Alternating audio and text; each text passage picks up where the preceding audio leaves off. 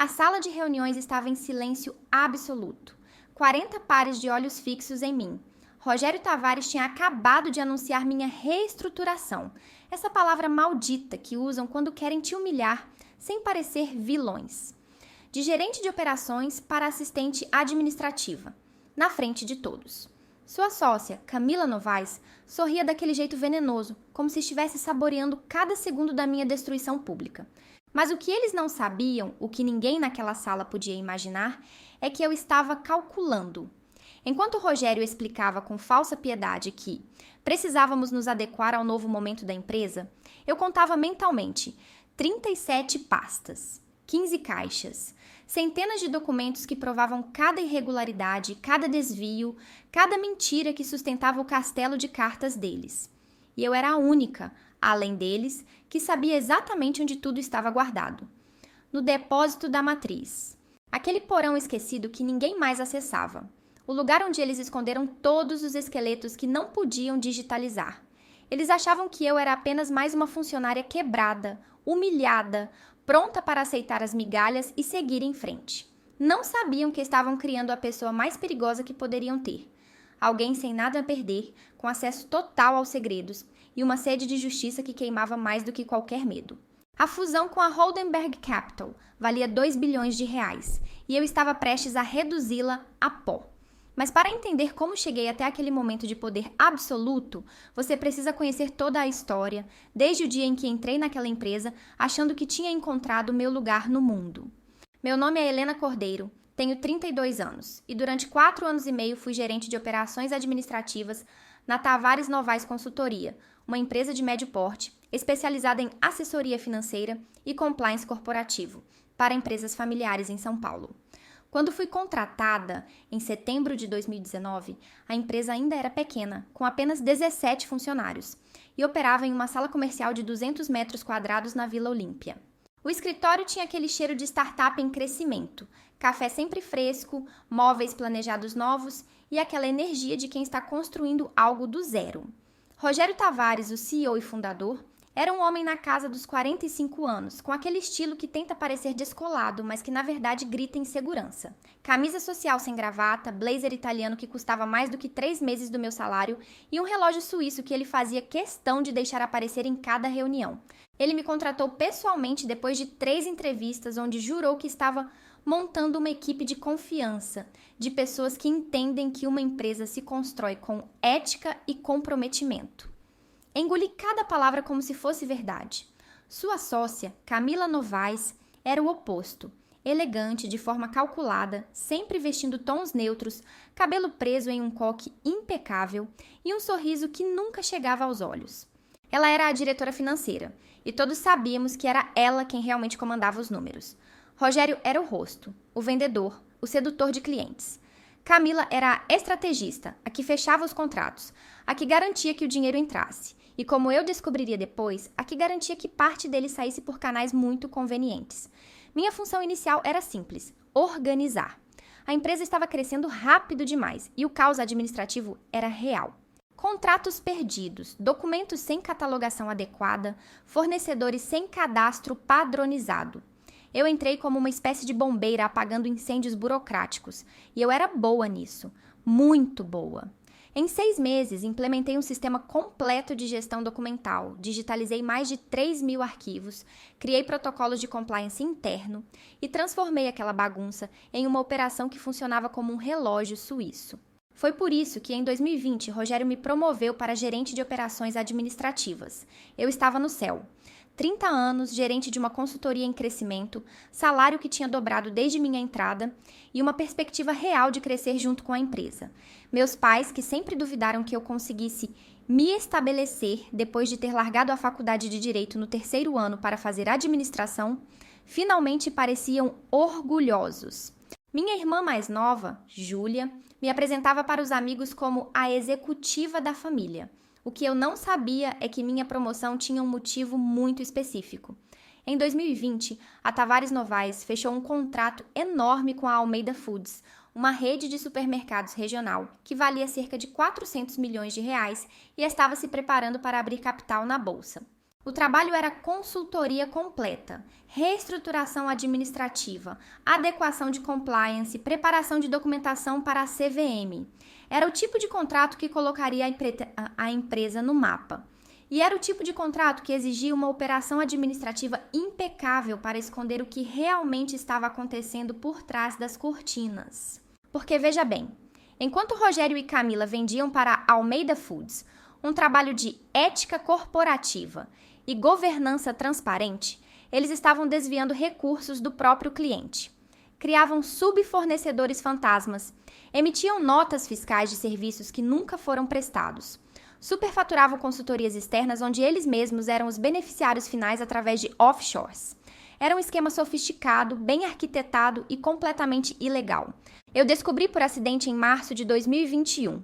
Estava organizando o depósito da matriz. Sim, aquele mesmo que seria minha arma secreta mais tarde, quando encontrei uma caixa de papelão velha, sem etiqueta, empurrada para o canto mais escuro do porão. Dentro dela, contratos assinados entre a Tavares Novaes e empresas que eu nunca tinha visto em nossos registros digitais. A primeira era a Novaes Associados Leteda, com CNPJ e tudo, mas sem nenhuma menção nos nossos sistemas.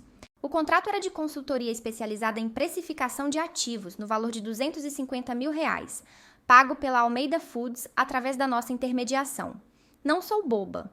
Novaes era o sobrenome da Camila. Peguei meu celular e pesquisei o CNPJ no site da Receita Federal. A empresa existia, era real e tinha Camila Novaes como sócia majoritária. Ela estava prestando serviços para o próprio cliente dela, através da própria empresa dela, cobrando por fora e embolsando o dinheiro. Continuei vasculhando. Encontrei mais 3 empresas do mesmo tipo, todas com nomes genéricos, todas prestando serviços especializados, todas com valores entre R$50 mil e R$300 mil. E todas, quando pesquisadas, levavam de volta para Rogério ou Camila, seja como sócios diretos ou através de laranjas óbvios. Meu primeiro instinto foi o pânico.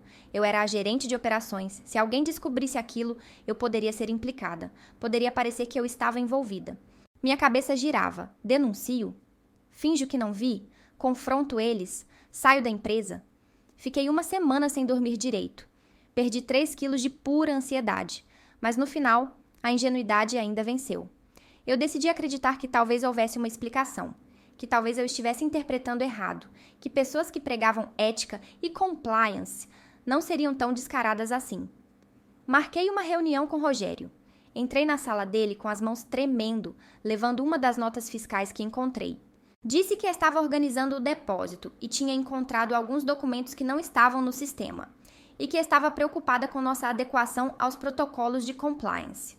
Coloquei a nota fiscal na mesa dele. A da Novaes Associados. Ele olhou para o papel, depois olhou para mim e sorriu. Aquele sorriso que eu confundia com charme, mas que agora sei que era pura manipulação. Ele disse: Helena, você é muito competente e é por isso que vou ser honesto com você. No mundo corporativo real, existe o que está nos manuais e existe o que funciona. A Camila tem uma empresa de consultoria sim, e ela presta serviços especializados que agregam valor real para os clientes. Está tudo dentro da lei.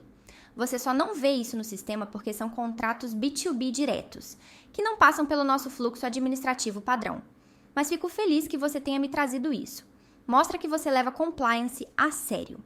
Ele foi tão convincente que eu saí daquela sala me sentindo até culpada por ter duvidado. Mas tinha um detalhe. Nos dias seguintes, todas aquelas caixas que eu tinha encontrado no depósito foram reorganizadas. Alguém foi até lá e mudou tudo de lugar. Não sumiram, mas ficaram ainda mais escondidas, mais espalhadas, mais difíceis de achar se você não soubesse exatamente o que estava procurando. Foi aí que entendi. Eles não estavam preocupados que eu tinha descoberto porque estava tudo certo. Eles estavam preocupados que eu tinha descoberto porque estava tudo errado, e me deram aquela explicação mole para me acalmar, para me fazer voltar para minha cadeira e continuar tocando a operação, enquanto eles seguiam desviando dinheiro. Mas eu ainda não fiz nada, porque no fundo eu era covarde. Eu tinha medo de perder meu emprego, meu salário, minha posição. Eu tinha medo de ser vista como a denunciante problemática que ninguém mais contrataria. Então engoli seco. E decidi que enquanto eu não estivesse diretamente envolvida, não era meu problema. Que idiota eu fui. Os meses seguintes foram de crescimento acelerado. A Tavares Novaes fechou mais contratos, contratou mais gente, mudou para um escritório maior na Faria Lima. Em 2022, já éramos 53 funcionários. Rogério comprou um Porsche. Camila começou a viajar para Miami a cada 2 meses. E eu, a gerente de operações, continuava tocando a máquina administrativa que permitia que tudo aquilo funcionasse. Até que em janeiro de 2023, aconteceu o que mudaria tudo. A Holdenberg Capital, uma empresa de private equity alemã com operações no Brasil, anunciou interesse em adquirir participação majoritária na Tavares Novaes. Não era uma simples compra, era uma fusão estratégica avaliada em 2 bilhões de reais, que transformaria a consultoria em uma das maiores do país. Rogério estava eufórico. Camila, sempre calculista, já planejava os próximos 5 passos. E eu, ingenuamente, achei que finalmente teria meu reconhecimento. Afinal, eu era a pessoa que mantinha a casa funcionando. Eu era a que tinha os processos na ponta da língua, a que conhecia cada cliente, cada contrato, cada protocolo. Foi quando a auditoria externa começou. A Holdenberg Capital não era uma empresa qualquer. Eles trouxeram a Steinberg Hoffman, uma das auditorias mais respeitadas da América Latina, para fazer a due diligence completa antes da fusão. E aqui eu preciso deixar claro, eu tinha certeza absoluta de que essa auditoria ia descobrir tudo.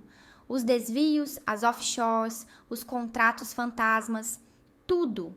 Só que Rogério e Camila não eram amadores, eles sabiam exatamente o que fazer. Nas 2 semanas antes da auditoria começar oficialmente, eles me deram uma ordem direta. Helena, você vai precisar organizar toda a documentação física que está no depósito da matriz. Precisamos que tudo esteja catalogado e pronto para a apresentação. É urgente. E eu, como a boa funcionária obediente que sempre fui, desci para aquele porão e trabalhei 12 horas por dia, 7 dias por semana, organizando cada pasta, cada caixa, cada documento. Só que enquanto eu organizava, Rogério e Camila faziam outra coisa. Eles substituíam. Cada documento comprometedor era trocado por uma versão limpa. Cada contrato com offshore virava um contrato com fornecedor real. Cada nota fiscal superfaturada era substituída por uma nota fiscal com valores de mercado. Eles usaram minha organização para criar a cortina de fumaça perfeita. E eu nem percebi. A auditoria durou 3 meses. No final, a Steinberg Hoffman deu parecer favorável. A fusão foi aprovada. E em junho de 2023, a Holdenberg Capital anunciou oficialmente que detinha 70% das ações da Tavares Novaes. Rogério e Camila viraram sócios minoritários milionários e continuariam na gestão da empresa por pelo menos mais 5 anos, segundo o contrato. Eu esperava que com a fusão as coisas finalmente se ajeitassem, que os processos ficassem mais transparentes, que tudo voltasse para os trilhos da legalidade. Mas não foi isso que aconteceu. Foi o contrário. Rogério e Camila, agora com dinheiro garantido e respaldo de uma gigante alemã, ficaram ainda mais ousados, ainda mais arrogantes, ainda mais convencidos de que eram intocáveis. E eu, a boba da Helena, continuei acreditando que meu trabalho duro seria reconhecido. Até aquele dia, o dia da reunião geral, o dia em que tudo desmoronou. Situações como essa mexem muito com a gente, não é? Se você também já se sentiu usado, manipulado ou enganado no ambiente de trabalho, eu te convido com todo carinho a se inscrever aqui no nosso cantinho. Esse espaço existe exatamente para isso, para que a gente saiba que não está sozinho nessa luta. Deixe um comentário me dizendo o que você está sentindo até agora, porque sua história importa tanto quanto a minha. E pode ter certeza, o que vem a seguir vai te mostrar que vingança, quando bem planejada, não é apenas possível, é libertadora. Era uma terça-feira, 27 de agosto de 2023. Eu lembro da data porque foi o dia em que minha vida profissional foi destroçada em praça pública.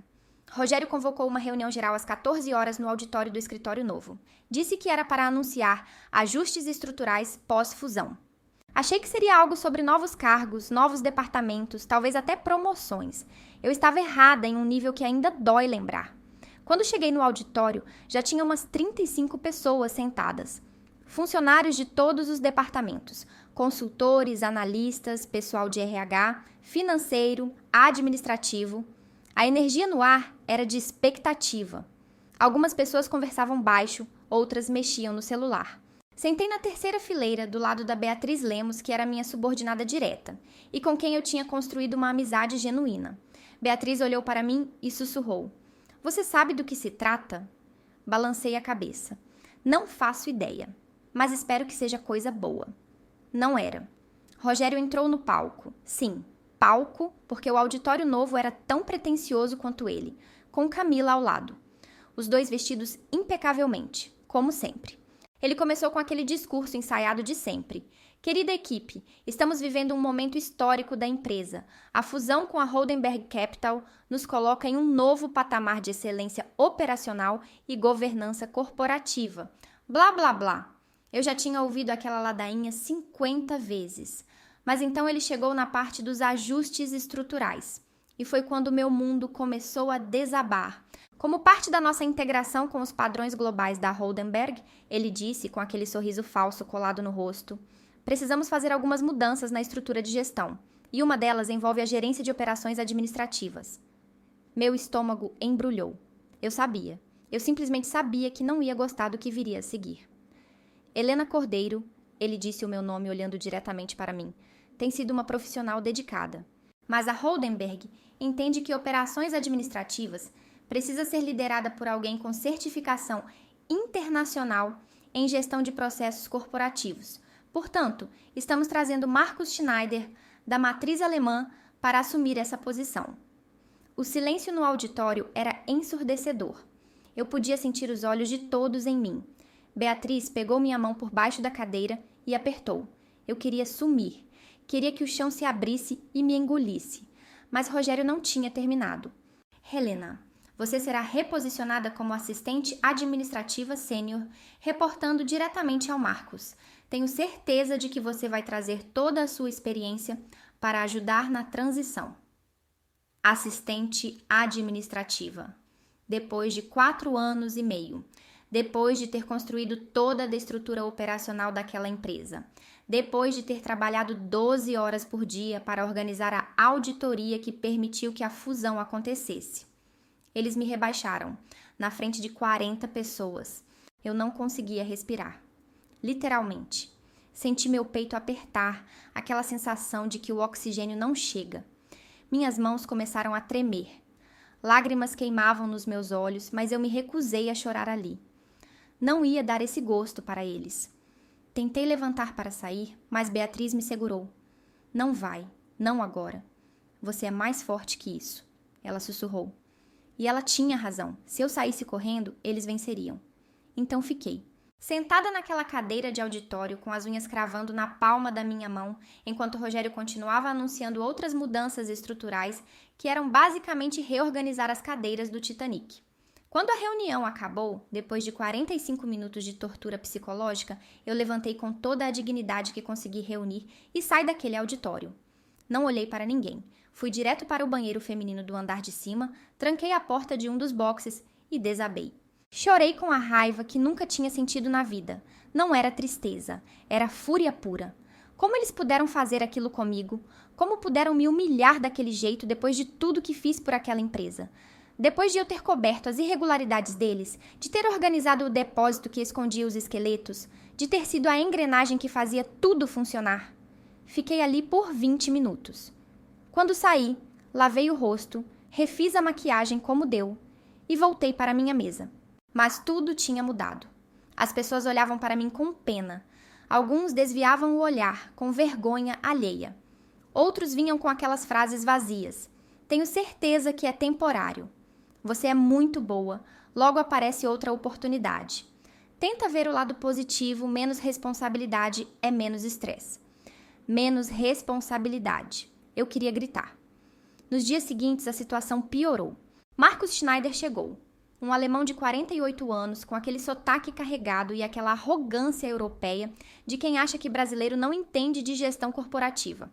Ele assumiu minha sala, minha equipe, meus projetos e eu. Fui realocada para uma estação de trabalho no meio do open space, sem privacidade, sem autonomia, sem nada. Minhas antigas subordinadas agora me tratavam com constrangimento. Beatriz tentava manter a amizade, mas até ela ficou meio distante. Afinal, ela agora reportava para Markus e tinha que proteger o próprio emprego. Eu entendia, mas doía. O pior era ter que passar por Rogério e Camila nos corredores. Eles nem disfarçavam. Camila me olhava com aquele sorriso de canto de boca, como se dissesse: você nunca foi nada além de uma peça substituível. Rogério, quando cruzava comigo, fingia que eu era invisível. Meu salário foi cortado em 40%. 40%. Eu que pagava aluguel sozinha, que ajudava minha mãe com as despesas médicas do meu pai que tinha diabetes, que tinha acabado de financiar um carro. De repente, eu estava afogada em dívidas e humilhação. Foi na noite do terceiro dia depois da reunião, uma sexta-feira, que eu decidi que não ia aceitar. Estava em casa, bebendo a segunda taça de vinho barato, rolando o feed do LinkedIn e vendo ex-colegas da faculdade com seus cargos de gerente, diretor, coordenador, enquanto eu tinha virado assistente. Foi quando vi um post do próprio Rogério. Era uma foto dele e Camila em um evento corporativo, taças de champanhe na mão, sorrindo para a câmera. A legenda dizia: celebrando a nova fase da Tavares Novaes. Governança, ética e excelência operacional são os pilares que nos trouxeram até aqui. Governança, ética, excelência. Eu ri. Ri sozinha naquela sala pequena do meu apartamento de 40 metros quadrados em Pinheiros. Ri porque era tão absurdo, tão descarado, tão cruelmente irônico que ele postasse aquilo enquanto sentava em cima de milhões desviados ilegalmente. E foi nesse momento, com a terceira taça de vinho na mão e a raiva fervendo no peito, que eu tive a ideia. O depósito. Eles tinham trocado os documentos para a auditoria externa, sim.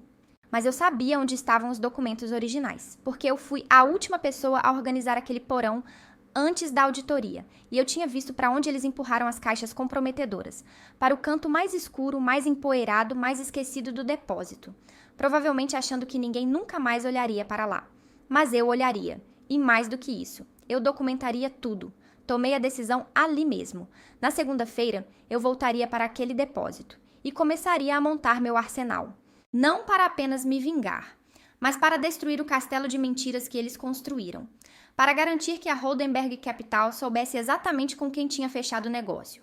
E para explodir aquela fusão de 2 bilhões de reais em 1000 pedaços. Eles acharam que me rebaixar me quebraria. Mas o que eles fizeram foi criar a jogadora de xadrez mais perigosa do tabuleiro. Aquela que não tem nada a perder e conhece cada movimento do adversário. Nos próximos dias, fui meticulosa. Nos próximos meses, fui paciente. E quando finalmente executei meu plano, foi com a precisão cirúrgica de quem sabe exatamente onde enfiar a lâmina. Mas antes de chegar lá, você precisa entender cada peça que coloquei no lugar, cada cláusula que estudei, cada documento que fotografei, cada e-mail que arquivei, porque vingança não é impulso, vingança é estratégia. E eu estava prestes a dar uma aula magistral. Na segunda-feira seguinte, cheguei ao escritório às 7 da manhã. O pessoal da limpeza ainda estava terminando o turno e praticamente ninguém da equipe administrativa tinha chegado. Marcos, o alemão que roubou minha posição, só aparecia depois das 9, porque, na Europa, a cultura corporativa prioriza o equilíbrio. Segundo ele mesmo disse em sua primeira reunião com a equipe, eu queria enfiar aquele equilíbrio europeu goela abaixo dele, mas me mantive calma. Tinha um plano. Desci para o depósito da matriz usando meu crachá antigo de gerente, que milagrosamente ainda funcionava. Ninguém tinha tido a competência de atualizar as permissões de acesso no sistema. Irônico, considerando que eu era a pessoa que gerenciava isso antes. O depósito ficava no subsolo do prédio comercial, um espaço enorme e mal iluminado, com estantes de metal enferrujadas e caixas empilhadas, sem nenhum critério aparente para quem não conhecia a organização. Mas eu conhecia. Eu tinha passado semanas ali, catalogando cada maldita pasta antes da auditoria. E eu sabia exatamente para onde Rogério e Camila tinham empurrado as caixas que continham os documentos reais, os comprometedores, os que provavam cada centavo desviado. Tinha uma estante no canto sudeste do depósito, coberta por uma lona plástica velha, com caixas de Arquivos Inativos 2015 e 2018, escritas nas laterais. Era uma camuflagem perfeita. Quem olhasse de longe pensaria que ali só tinha papelada antiga e irrelevante. Mas eu sabia que por trás daquelas caixas de fachada, empilhadas propositalmente para esconder o que vinha atrás, estavam as 37 pastas e 15 caixas que eles nunca quiseram que ninguém encontrasse. Removi a lona com cuidado. Minhas mãos tremiam, mas não de medo. Era adrenalina pura. Comecei a abrir a primeira caixa. Lá estava. Contratos originais entre a Tavares Novaes e as offshores. Notas fiscais com valores superfaturados. E-mails impressos entre Rogério e Camila discutindo abertamente os desvios, com aquela linguagem de Vamos otimizar os recursos do cliente, que qualquer promotor traduziria imediatamente para vamos roubar. Peguei meu celular e comecei a fotografar. Cada documento, cada página, cada anotação manuscrita nas margens. Tirei mais de 400 fotos naquela primeira manhã. Quando terminei, reorganizei tudo exatamente como estava, cobri com a lona e subi de volta para o escritório às 8h45, 15 minutos antes do horário oficial de entrada. Ninguém percebeu. Nos dias seguintes, repeti o processo. Chegava cedo, descia para o depósito, fotografava mais documentos, subia antes que alguém notasse. Em 2 semanas, eu tinha um arquivo digital completo de todas as irregularidades cometidas pela Tavares Novaes entre 2020 e 2023. Eram mais de 1.200 fotos, catalogadas por data, por cliente, por tipo de desvio. Mas ter as provas não era suficiente. Eu precisava de uma estratégia. Não adiantava simplesmente ir até a Holdenberg Capital e despejar tudo no colo deles. Empresas grandes têm protocolos, hierarquias, canais oficiais. Se eu chegasse gritando fraude, fraude, provavelmente seria ignorada ou pior, processada por difamação. Então comecei a estudar. Passei as noites pesquisando sobre compliance corporativo, due diligence e principalmente sobre a estrutura da Holdenberg Capital. Descobri que eles tinham um departamento inteiro dedicado à auditoria interna pós-fusões, liderado por um diretor chamado Friedrich Becker, um alemão linha dura que levava a governança corporativa tão a sério que tinha escrito 2 livros sobre o tema. Descobri também que a Holdenberg tinha uma cláusula específica nos contratos de fusão.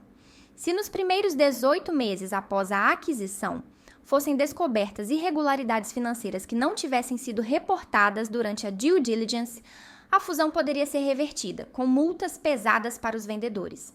E essa cláusula estava no contrato da Tavares Novaes. Eu sabia porque eu mesma tinha organizado uma cópia desse contrato no depósito. Era perfeito. Eu tinha as provas, eu tinha o canal, eu tinha a cláusula legal. Agora eu só precisava do timing certo. E o timing certo veio em novembro de 2023, 3 meses depois da minha humilhação pública. A Tavares Novaes estava fechando um novo contrato enorme. A Petrolar Distribuidora, uma empresa de logística de combustíveis avaliada em R$1,5 bilhão, contratou a consultoria para fazer uma auditoria completa antes de abrir capital na B3. Era o tipo de contrato que colocaria ainda mais dinheiro no bolso de Rogério e Camila, e que consolidaria a Tavares Novaes como uma das principais consultorias do país. Só que eu sabia de algo que ninguém mais sabia. Enquanto Rogério e Camila vendiam para a Petrolar um trabalho de compliance e governança, eles já estavam preparando o terreno para repetir o esquema das offshores. Eu vi os e-mails. Marcos, o alemão idiota que ocupava minha cadeira, não tinha nem ideia do que estava acontecendo nos bastidores. Ele realmente achava que estava trabalhando para uma empresa séria. Foi quando tomei minha decisão final. Não ia esperar que eles desviassem da Petrolar também. Não ia deixar que mais uma empresa fosse vítima. Ia acabar com aquilo de uma vez. Passei mais um mês preparando meu dossiê. Não era apenas jogar fotos em um e-mail e torcer para que alguém prestasse atenção. Eu precisava montar um caso que fosse irrefutável, organizado e que falasse a língua corporativa que a Holdenberg Capital entendia. Então criei um documento de 63 páginas, estruturado como um relatório de auditoria profissional. Dividi o dossiê em 5 seções principais. A primeira era sumário executivo, onde eu apresentava as descobertas de forma objetiva e direta. Desvios estimados em 4,7 milhões de euros entre 2020 e 2023, envolvendo 7 offshores, 16 contratos fraudulentos e superfaturamento sistemático de serviços. A segunda seção era metodologia, onde eu explicava como tinha acesso aos documentos, meu histórico na empresa, e deixava claro que tudo tinha sido documentado durante minhas funções regulares como gerente de operações, o que me protegia legalmente. A terceira seção era a mais devastadora, evidências documentais. Ali eu coloquei uma seleção das fotos mais comprometedoras, organizadas por tipo de irregularidade. Contratos com as offshores. E-mails entre Rogério e Camila discutindo os desvios. Notas fiscais originais ao lado das notas fiscais limpas que foram apresentadas na auditoria da Steinberg Hoffman. A comparação lado a lado era brutal. Era impossível negar.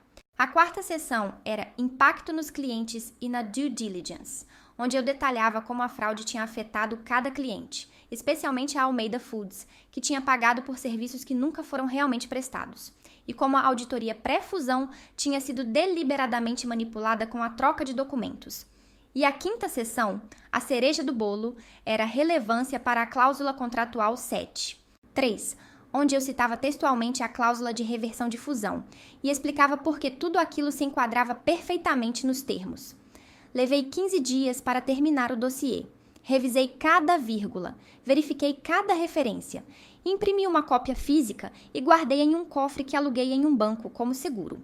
E salvei 3 cópias digitais. Uma em um pendrive que escondi na casa da minha mãe, outra em uma conta de e-mail nova criada exclusivamente para isso, e outra em um serviço de armazenamento em nuvem criptografado. Eu não estava brincando. Isso não era mais sobre vingança emocional, era sobre destruição estratégica. Enquanto preparava o dossiê, mantive minha rotina normal no escritório. Continuei chegando no horário, cumprindo as tarefas idiotas que Marcos me delegava. Organizar agendas, preparar apresentações, fazer café para reuniões. Sim, fazer café. Eu que tinha sido gerente de operações, agora estava servindo café para consultores juniores. A humilhação era constante, mas eu a engolia com um sorriso no rosto. Porque cada dia que passava, eu sabia que estava mais perto de apertar o gatilho. Rogério e Camila continuavam agindo como se fossem intocáveis. Em dezembro, eles anunciaram que iam passar o Réveillon em Dubai, viagem paga com os frutos do nosso trabalho árduo, segundo Rogério falou em uma reunião. Camila comprou uma BMW elétrica e estacionava na vaga de visitante especial todo dia, só para que todos víssemos. E Marcos, o fantoche alemão, tinha acabado de receber um bônus de final de ano que provavelmente era 3 vezes o meu salário anual atual. Mas eu não sentia inveja, sentia uma calma gelada. A calma de quem sabe que a vingança está amadurecendo perfeitamente.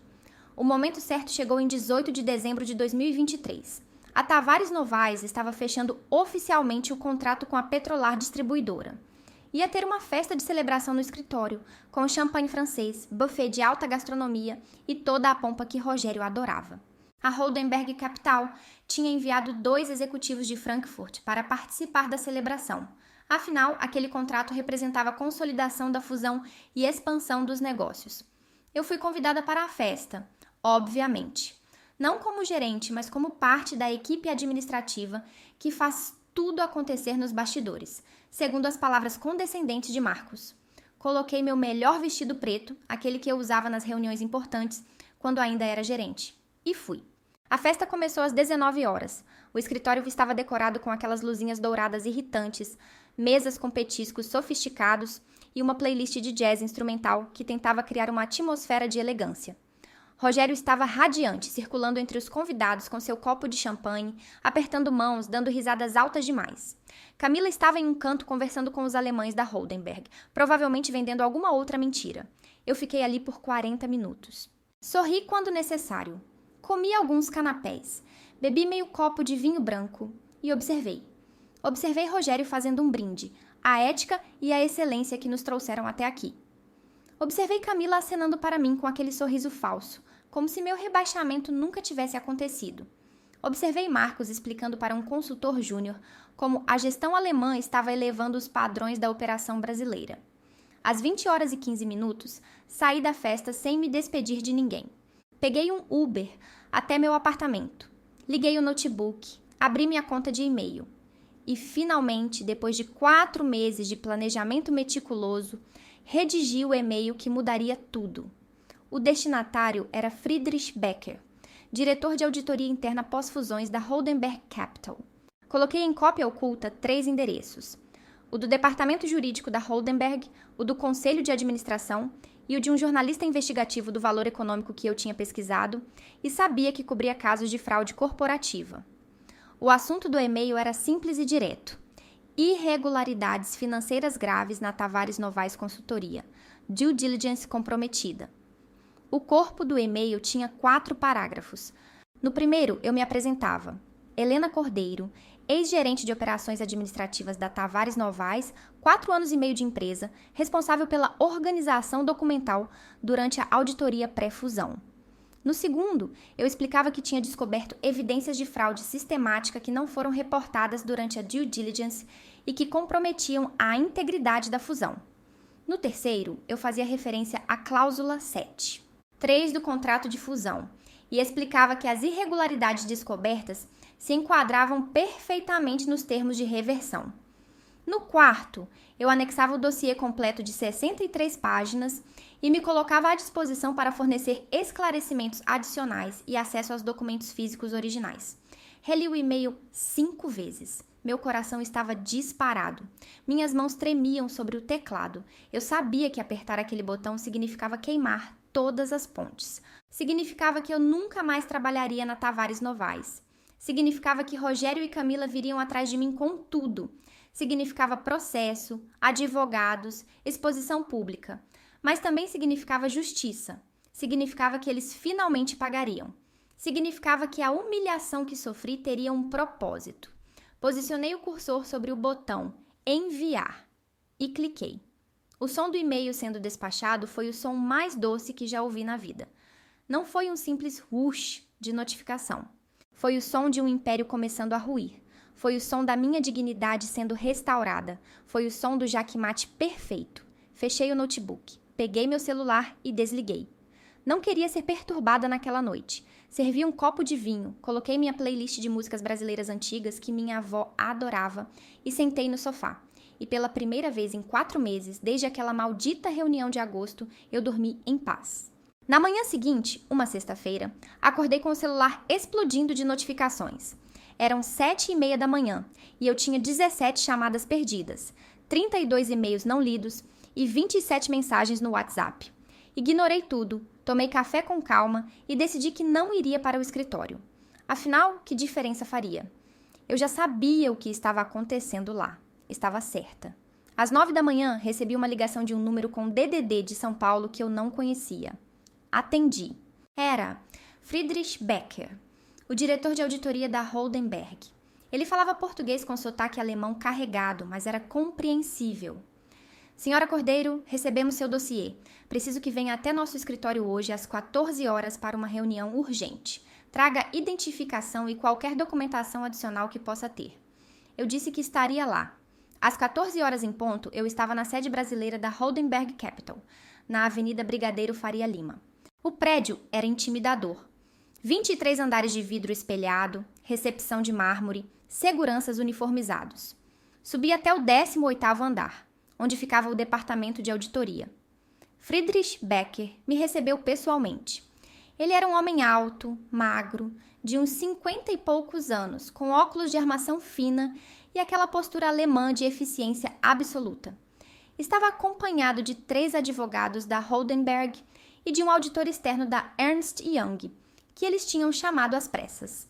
A reunião durou 4 horas. Eles me fizeram cada pergunta imaginável. Como eu tinha acesso aos documentos? Quando descobri as irregularidades? Por que não reportei antes?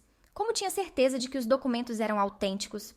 Eu respondi tudo com a calma de quem estava preparada.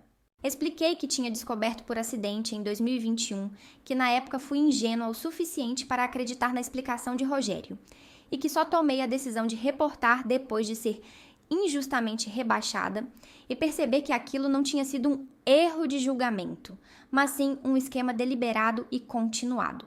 Eles pediram para ver os documentos físicos originais. Eu disse que poderia dar acesso, mas precisaria de garantias legais de que não seria processada por quebra de confidencialidade corporativa. Em 30 minutos, os advogados redigiram um acordo de imunidade. Assinei. No dia seguinte, um sábado, eu acompanhei uma equipe de auditores até o depósito da Tavares Novaes.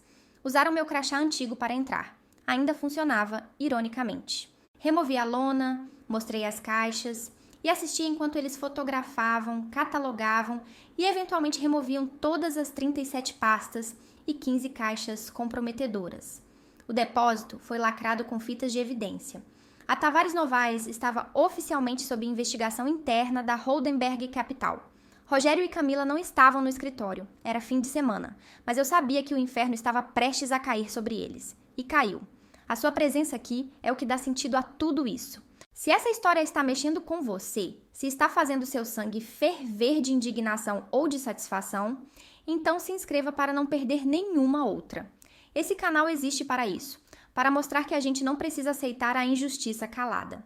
E o mais importante, use os comentários como um espaço seguro. Você já passou por algo parecido? Já foi humilhado no trabalho? Já quis se vingar, mas não sabia como?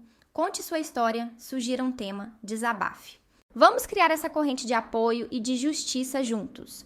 Porque vingança, quando feita da forma certa, não é apenas satisfação pessoal, é um ato de restauração da dignidade. Na segunda-feira seguinte, 21 de dezembro de 2023, 3 dias antes do Natal, a bomba finalmente explodiu. Friedrich Becker convocou uma reunião emergencial na sede da Tavares Novaes.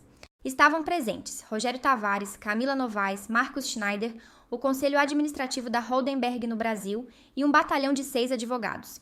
Eu não estava na reunião, obviamente, mas Beatriz, minha ex-subordinada que ainda era minha amiga, me contou tudo depois. Segundo ela, Rogério entrou na sala de reuniões com aquela confiança habitual, achando que era apenas mais uma formalidade de fim de ano. Camila estava ao lado dele, elegante como sempre, com uma pasta de couro sob o braço. Friedrich não perdeu tempo com formalidades. Colocou uma cópia impressa do meu dossiê de 63 páginas na mesa, bem na frente de Rogério, e disse em português carregado de sotaque alemão: Senhor Tavares, a Holdenberg Capital foi informada de graves irregularidades financeiras cometidas por sua empresa entre 2020 e 2023. Irregularidades essas que não foram reportadas durante a due diligence pré-fusão, violando diretamente a cláusula 7.3 do nosso contrato. Beatriz disse que a cor do rosto de Rogério mudou na hora. Foi de bronzeado de Dubai para cinza corporativo em 3 segundos. Camila, sempre mais controlada, apenas fechou os olhos por um instante. Aquele tipo de reação de quem sabe que o jogo acabou. Isso é um absurdo. Rogério tentou protestar com a voz falhando. Quem está fazendo essas acusações? Friedrich virou uma página do dossiê e respondeu: Helena Cordeiro, sua ex-gerente de operações administrativas. E antes que tente desqualificar as acusações, saiba que já verificamos todas as evidências. Temos os documentos físicos originais autenticados por nossa auditoria. Temos as notas fiscais. Temos os contratos com as offshores. Temos os e-mails entre o senhor e a senhora Novaes discutindo os desvios. Camila abriu a boca para falar, mas um dos advogados da Holdenberg a cortou. Sugerimos que não digam nada sem a presença de seus próprios advogados, porque isso não é apenas uma questão interna, isso é fraude corporativa, e já acionamos nosso departamento jurídico para avaliar processo criminal. Processo criminal. Aquelas 2 palavras, segundo Beatriz, fizeram Rogério literalmente cambalear na cadeira. A reunião terminou em menos de 20 minutos. Rogério e Camila foram escoltados para fora do prédio por seguranças, com ordens de não remover nenhum documento, não acessar nenhum sistema e não fazer contato com clientes ou funcionários. Seus acessos ao e-mail corporativo foram bloqueados imediatamente. Suas contas bancárias vinculadas à empresa foram congeladas por ordem judicial que a Holdenberg conseguiu em caráter de urgência. A Tavares Novaes foi colocada sob administração interventora da Holdenberg Capital. Marcus Schneider, o alemão que tinha roubado minha posição, foi demitido no mesmo dia. Aparentemente, a Holdenberg descobriu que ele tinha assinado alguns documentos que deveriam ter levantado bandeiras vermelhas, e decidiram que negligência administrativa era motivo suficiente para rescisão por justa causa. Nos dias seguintes, a notícia vazou para a pré-imprensa. O jornalista do Valor Econômico que eu tinha colocado em cópia oculta publicou uma matéria completa na edição de 23 de dezembro. Holdenberg Capital suspende fusão com consultoria brasileira após denúncia de fraude. A matéria não me nomeava diretamente, mas citava uma fonte interna que reportou as irregularidades após a organização documental de rotina. A repercussão foi devastadora. A Almeida Foods, que tinha sido a maior vítima dos desvios, abriu processo civil contra Rogério e Camila, pedindo indenização por danos morais e materiais no valor de 12 milhões de reais. A Petrolar Distribuidora cancelou o contrato de consultoria, alegando quebra de confiança e incompatibilidade ética. Outros 3 clientes menores fizeram o mesmo.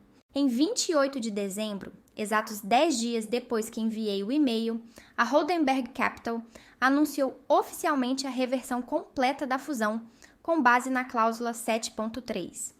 Rogério e Camila foram obrigados a devolver os 240 milhões de reais que tinham recebido pela venda das ações, mais uma multa contratual de 80 milhões por quebra de cláusula de veracidade de informações. Só que eles não tinham mais esse dinheiro. Rogério tinha comprado 3 apartamentos de luxo, o Porsche, e investido pesado em uma startup de criptomoedas que tinha falido. Camila tinha torrado parte da fortuna em viagens na BMW e em uma reforma completa de uma casa de praia em Búzios. O restante estava em investimentos que levavam tempo para liquidar, e a justiça não estava disposta a esperar. Em 15 de janeiro de 2024, Rogério e Camila tiveram seus bens bloqueados e foram notificados de processo criminal por fraude corporativa, lavagem de dinheiro e formação de organização criminosa. A Polícia Federal abriu investigação formal. A Receita Federal começou auditoria retroativa de 5 anos em todas as empresas vinculadas a eles. A Tavares Novaes Consultoria, que tinha sido uma empresa avaliada em 2 bilhões de reais apenas 6 meses antes, teve sua marca completamente destruída. Nenhum cliente queria ser associado ao escândalo. Em fevereiro de 2024, a Holdenberg Capital decidiu fechar completamente a operação brasileira e absorver apenas alguns consultores específicos em outras subsidiárias. 53 funcionários foram demitidos. A empresa que Rogério levou 10 anos para construir deixou de existir em menos de 3 meses. E eu? A minha história teve um final que eu nunca imaginei. 2 semanas depois que a investigação começou, recebi uma ligação de Friedrich Becker novamente. Ele me convidou para uma reunião na Holdenberg Capital. Achei que seria apenas mais uma rodada de perguntas, mas quando cheguei lá, tinha algo diferente no ar. Friedrich me olhou com aquele jeito sério alemão e disse: Senhora Cordeiro, a Holdenberg Capital reconhece que a senhora foi vítima de retaliação corporativa injusta por parte dos senhores Tavares e Novaes. Também reconhecemos que sua integridade profissional e seu compromisso com compliance foram fundamentais para identificar e reportar as irregularidades. Por isso, gostaríamos de fazer uma proposta. Ele deslizou um envelope pela mesa. Dentro havia uma oferta de emprego formal. Não para a Tavares Novaes, que já estava morta, mas para a própria Holdenberg Capital, na divisão de auditoria interna e compliance para a América Latina. O cargo era de gerente sênior de governança corporativa. O salário era 3 vezes o que eu ganhava antes do rebaixamento. E tinha uma cláusula específica, bônus de denúncia e integridade corporativa, no valor de R$150 mil, pago imediatamente. Eu não chorei na frente dele. Profissionais não choram em reuniões corporativas. Mas quando saí daquele escritório e entrei no elevador, desabei. Não de tristeza, de alívio, de validação, de justiça finalmente servida. Aceitei a proposta. Obviamente. Comecei na Holdenberg em março de 2024. Hoje, quase 1 ano depois, estou liderando uma equipe de 12 pessoas responsável por auditorias pós-fusão em toda a América Latina. Viajo regularmente para Frankfurt para treinamentos. Meu salário me permite ajudar minha mãe, pagar minhas dívidas e ainda poupar. Mas o mais importante não é o dinheiro ou o cargo. É acordar todo dia sabendo que eu fiz a coisa certa, que eu não aceitei a humilhação, que eu transformei a dor em estratégia, a raiva em evidência e a injustiça em jaque-mate. Quanto a Rogério e Camila, o último que soube, em outubro de 2024, é que eles ainda estão respondendo a 3 processos criminais e 7 processos cíveis. Rogério teve que vender o Porsche, os apartamentos e até o relógio suíço. Camila está morando com a mãe em um bairro classe média de São Paulo, dando aulas particulares de inglês para se manter. Nenhum dos dois consegue emprego na área corporativa. Estão marcados, queimados, destruídos profissionalmente. E eu não sinto pena, nem um pouco, porque no final eles aprenderam da pior forma possível que humilhar alguém publicamente, rebaixar quem construiu a operação e achar que são intocáveis porque tem dinheiro sujo não compensa. Aprenderam que sempre existe alguém prestando atenção, sempre existe alguém catalogando os erros, sempre existe alguém esperando o momento certo para transformar o porão esquecido dos segredos em um arsenal de destruição. Eles me consideraram prescindível, me trataram como peça substituível, acharam que eu ia aceitar, abaixar a cabeça e continuar servindo enquanto eles nadavam em milhões roubados. Mas esqueceram de um detalhe fundamental no jogo corporativo. O peão, se chegar ao fim do tabuleiro, se torna a rainha. E a rainha tem o poder de derrubar reis. Essa é minha história. A história de como um depósito empoeirado, uma cláusula contratual e 4 meses de planejamento meticuloso destruíram uma fusão de 2 bilhões de reais e colocaram 2 executivos arrogantes exatamente onde eles mereciam estar. No chão, olhando para cima, entendendo finalmente que ética corporativa não é apenas um termo bonito para enfeitar apresentações em PowerPoint. É a diferença entre construir um império real e construir um castelo de cartas que qualquer um com evidências suficientes pode derrubar com um único e-mail. E eu derrubei o castelo deles com satisfação cirúrgica. Jaque mate, Rogério. Jaque mate, Camila. Vocês ensinaram que compliance é importante. Eu apenas segui a lição.